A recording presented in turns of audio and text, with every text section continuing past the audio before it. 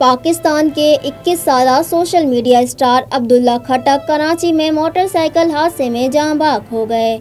अब्दुल्ला खटक की मोटरसाइकिल को 28 जून की शब हादसा पेश आया, जिसमें वो जानबार न हो सके।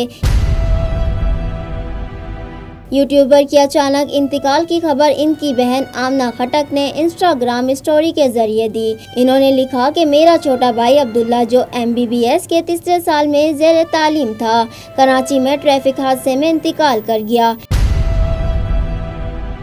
इन्होंने दुआओं की अपील करते हुए लिखा कि इनके भाई की नमाज जनाजा आज इनके आबाई घर में अदा की जाएगी, जबकि गुज़िश्ता रोज़ पेशावर में अब्दुल्ला की नमाज जनाजा अदा की गई।